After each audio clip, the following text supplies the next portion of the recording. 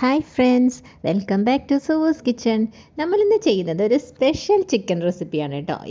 Originally ഒരു തായ് റെസിപ്പിയാണ്.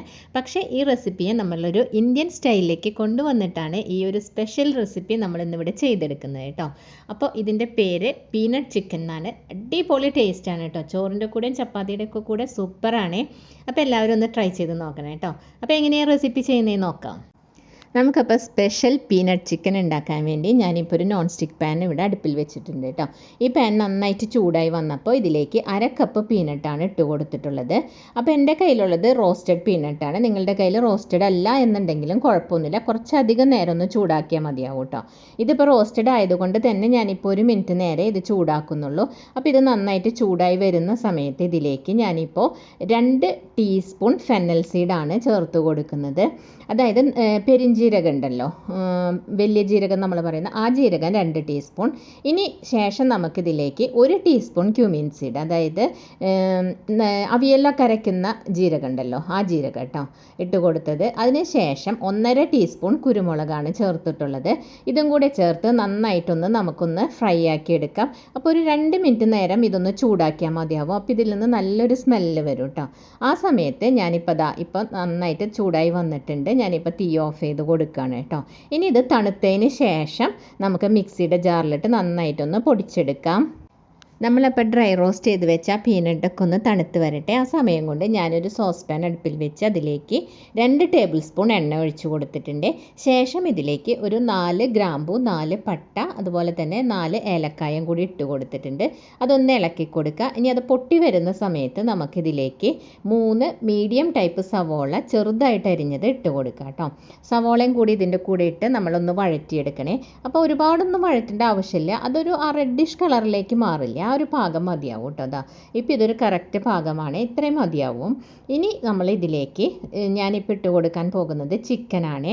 800 gram chicken ഞാനിവിടെ എടുത്ത് നന്നായിട്ട് ക്ലീൻ ചെയ്ത് വെച്ചതാണ്.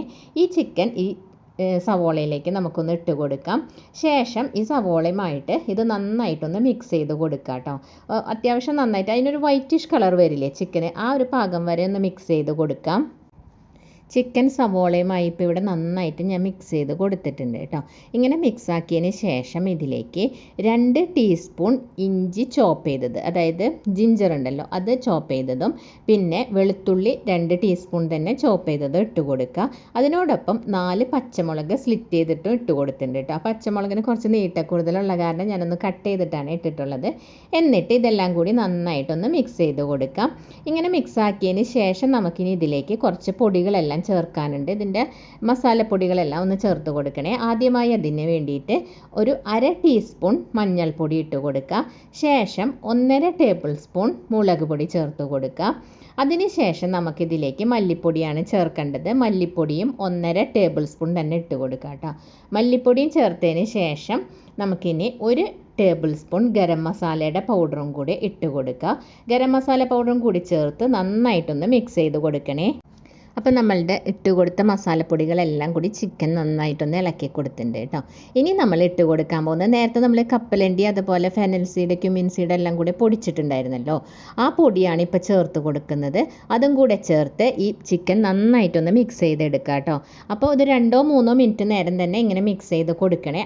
എന്നിട്ട് വേണം ഇനി നമുക്ക് അടുത്ത ഇൻഗ്രീഡിയൻറ്റ് ചേർക്കാനായിട്ട്. അപ്പോൾ 2 മിനിറ്റ് കഴിഞ്ഞപ്പോൾ ഞാനിതിലേക്ക് ഇപ്പോൾ 3 ടേബിൾ സ്പൂൺ തൈര് ഇങ്ങനെ ഈ ഫോർക്ക് വെച്ചൊന്ന് അടിച്ചതാണ് കേട്ടോ, മിക്സിയിലൊന്നും അടിച്ചതല്ലേ. ഒന്ന് തൈര് 3 ടേബിൾ സ്പൂൺ ചേർത്ത് കൊടുത്ത് ചിക്കനുമായിട്ടൊന്ന് നന്നായിട്ട് മിക്സാക്കി കൊടുക്കുക.